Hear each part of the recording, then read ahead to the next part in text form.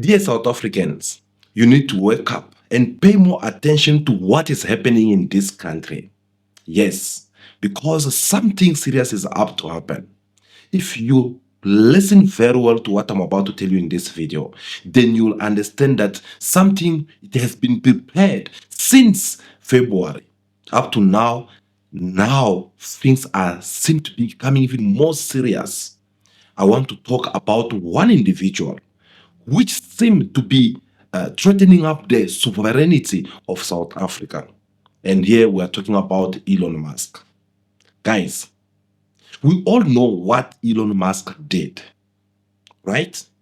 Starting during the campaign of Donald Trump.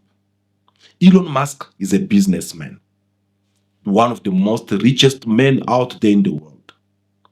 This man, he went and sponsored the campaign of Donald Trump. Again, in the world of politics, there's nothing for free, especially when you are dealing with a businessman such as Elon Musk. These people will invest whatever you need until they take you to the top. Once you are there, you'll have to repay them in one way or other way. And for those who've been watching me for all this time, they will totally agree or tell you that I have spoken about all this before.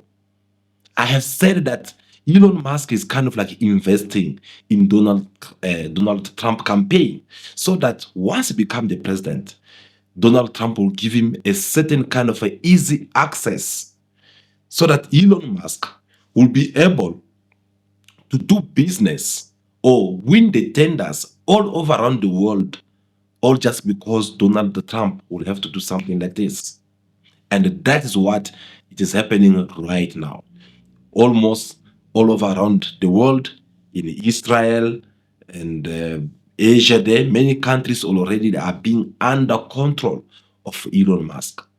It's Elon Musk who get to sponsor them with their weapons, military weapons, the shippings and the satellites, all these kind of things over there in Asia. Elon Musk have won that market. Now, Elon Musk want to do the same thing to South Africa, but he could not be able to do it on his own because he knows very well that South Africa, it is a sovereign country. And there was no way, as long South Africa has such opposition in the parliament like Jacob Zuma, Julius Malema, and many more black South Africans who will accept this kind of things after the history of apartheid in this country. So what Elon Musk did was for him to go ahead and make friendship with someone such as Donald Trump, and then decide to take Donald Trump in the White House. Once it's in the White House, in order to kind of like blinding everyone around, they have to come up with a story, which is, for an example, we are going to give you a post in my government so that you'll be able to work. And that happens because Elon Musk is one of the most precious person to Donald Trump. Proof to that, the day when Donald Trump is sworn in, most of his members who are in that cabinet or this cabinet, they were not there. But Elon Musk was there. They were in the Capitol, and he was sitting right behind the family of Donald Trump. That also was a very strong message which they were trying to pass to the world. That you see the face of this man, you know him very well. Well, I'm going to give him the power that he needs. And it is either you comply with us or you have to face us on your way. That's how they prepare Elon Musk. And then after that, we saw Elon Musk was nominated in Donald Trump cabinet. Okay, story short. Now that he's in, it was just a strategy of them trying to make Americans believe that after what Elon Musk have done for the Republican candidate Donald Trump, this is the only way they can compensate him. But for some of us, we do not believe that. Why? Because we look the amount of money which Elon Musk had spent for Donald Trump.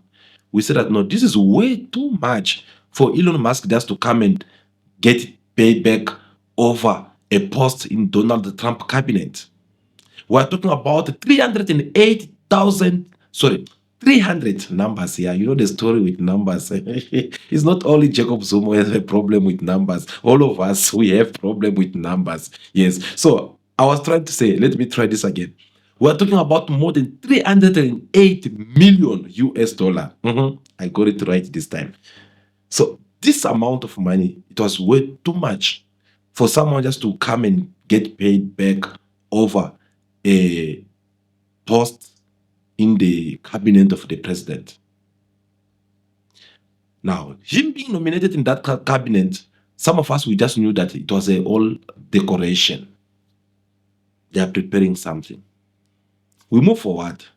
Once it was in, the next thing was, what did we notice? We then noticed Elon Musk start raising up a problem of white genocide in South Africa. Is the founder. Yeah, you can come and tell me about Africa Forum and this and that, Iranians, all these organizations, how they did their lobbyings over there in the US. But the mastermind behind all this, it was Elon Musk. Because he was kind of like trying to create a way for him to get inside South Africa. And since he had someone that he's been controlling, all because he had bought Donald Trump with money, he went and whispered to Donald Trump about this. Donald Trump, since he loved talking too much, he went on and started making this becoming a big problem. A big problem that no, there's a this is South Africa, there's a that, there's that. He even went on and opened his borders, by the way, which he had closed for almost every countries around the world, especially for people of colors. But he opened it for these white South Africans. He did all this, and we saw how all medias were talking about it. But again, I'll insist, for those who've been watching me, you will agree with me that I have told you that there's something more bigger behind all this. Proof to that, do you guys still remember the time when Donald Trump welcomed President Ramaphosa recently, as he was trying to talk about Elon Musk to President Trump, and said that, no, I don't want Elon Musk to even be involved in all this. But yet the presence of Elon Musk was there. Yet Elon Musk was sitting there. Why? Because Trump was trying to tell the government of South Africa under the leadership of President Ratamela Ramaphosa that I want you to work with Elon Musk, give him all the necessary access he needs in order for him to work or to extend his business in South Africa. Why? That is me saying, not Trump. Because Elon Musk's presence in Africa, in South Africa, it will benefit us Americans. We'll be able to spy on you. We'll be able to monitor things around your country. We'll be able to see what you're up to with your allies, which are our enemies, such as China, such as Russia, such as Cuba, such as Palestine, such as Venezuela. All these countries, we know very well that you, South Africa, you are in contact with them. They rely on you. Some of them, sometimes they even come and send their militaries to come and do their military training in Cape Town. So therefore, we need one of us, because you can't come and tell me that no, Elon Musk is a South African. No. There's nothing for me that Elon Musk can come today and tell me that no, he's one of us. A South African, you supposed to be fighting for your country, standing the side of your country, defending the sovereignty of your country. And this man did not do it at all. So they wanted to use him, like they have done many places around the world. Do you guys still remember those, is it Afghanistan or Palestine, Pakistanis who helped the American militaries over there in Asia in order for them to fight all those terrorists like Mason, Osama bin Laden, and so on and so on. So they like we all know, they will take one of your brother, they turn them against you, they train them properly so that it will help them to achieve their goal. And this is what they did by sending someone like such as Elon Musk. Now, how did Elon Musk get in South Africa and what is his main purpose? You guys saw recently, I even play you a video of what's been happening in Parliament debates on how they're talking about the Satellite, this so-called Satellite that belongs to Elon Musk. This Satellite, in a simple English that me and you we can understand, English for Africa, by the way, it is a way of communication. Actually, we have things like Vodacom, MTN, Cell C, Telecom. It is our way of communication, right? And all these things are being well monitored by a satellite, which can get to know that I'm talking to you or you are talking to that one and all those kind of things. Now, Americans, they don't have access to this satellite because through this satellite, they can tell you who did Ramaphosa spoke with last night. Are you following me? So now, because they don't have that access, they want to come and do their own proposal by bringing their way of communication or satellite. Okay, their way of communication, which they'll be monitoring with their own satellite. And what is this satellite? Starlink or Satlink. Satlink belongs to Elon Musk. And who's Elon Musk? He's a friend, a good friend of Donald Trump in America. So, unfortunately, again, they use one of us, this Minister of Communication who belongs to the DA, according to what I'm hearing so far. He went on already and opened the border for Elon Musk with his satellite to be in South Africa, to start monitoring South Africans' communications. We saw how President Ramaphosa disagreed. He was so disappointed because he did not remember anyone telling him about such a things. So this minister, he decided to go on and make this kind of arrangement with the Starlink without the government confirming it. Well, and beside that, we saw Johan Rupert, who's supposed to come and tell maybe Trump that no, look, they are lying, there's not white genocide in South Africa. No, but this man went there to tell Trump that no, we need Elon Musk technology in South Africa. Why was he doing all that if he has nothing to win from all of this?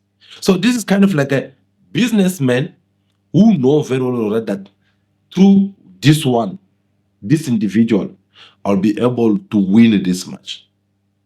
Another one is like, no, through this one, I'll be able to win this match. So they already calculate everything. And now at the end of the day, since it is something which will have to benefit the US, that's the reason why the US, they're feeling even more comfortable about it. They like that idea. And now they're like, okay, but how can we get now access in order for us to bring these ideas to reaction or to their reality? Well, let us try to shaken up a little bit South African economy. Let us try to blackmail them. Let us try to bully them, as it says President Ramaphosa, that we're not going to be bullied. So they have to do all this because they want South Africa to feel like, okay, no, look, we're going to lose. Is it ACOA or ECOA, whatever you call it? We are going to do this. They're going to put sanctions. Look what they did to Russia. Look at what they did to this and that. No, we don't want that. They did this and that. So they went all those places where South Africa often benefits something from them, and they try to squeeze them up, make false accusations against South Africa, make up bad propaganda towards South Africa, so that at the end of the day, South Africa will fall on their knee. And once they follow their needs, obviously they'll have to cooperate now or negotiate with America. Now, that trip It is something which the government of South Africa could have seen. But again, I don't know what's wrong with us. We follow for that. We then saw President Ramaphosa. He went in America, get there, and the next things, the first things he did, actually, which was even the worst for me, was when he had to acknowledge that no, we're having crime in South Africa.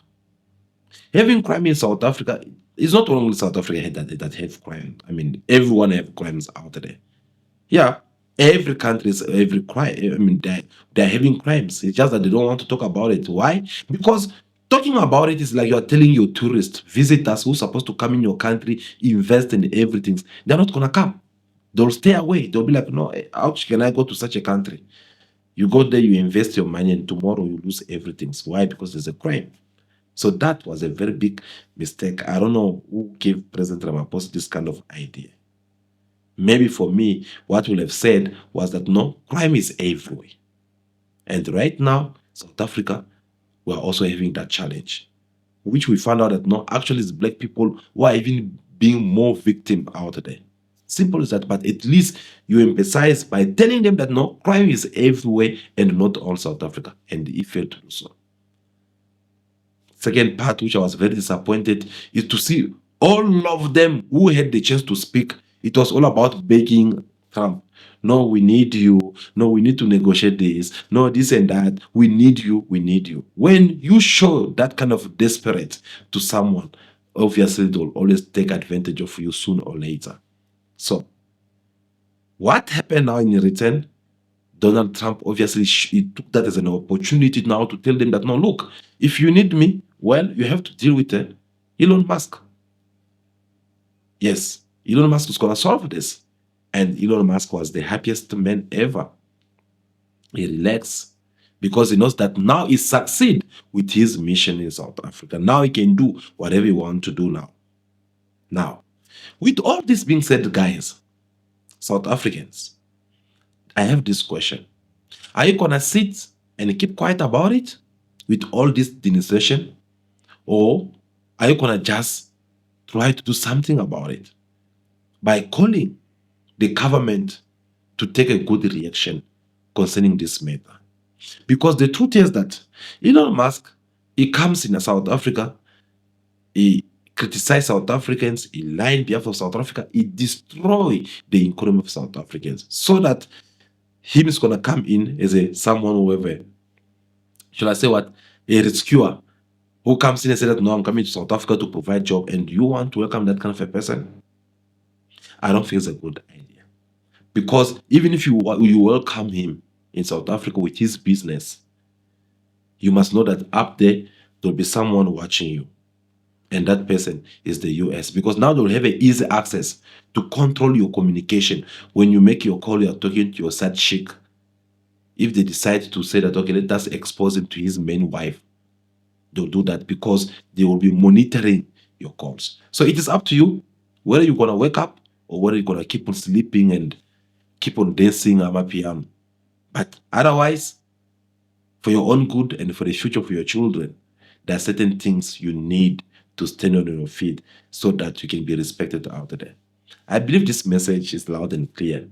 I want us to engage in this conversation so that we can both be aware of what's been happening so far in South Africa politics and what Elon Musk wants for Americans in South Africa politics. Thank you so much. Give us your thumbs up, like this video in your numbers as you are leaving. Subscribe to the channel for more videos like this to come. For now, continue to be yourself, be good, be kind, have respect for everyone in order for you to be respected. May God bless you all. I'll see you again very soon in our next video. Ciao, ciao.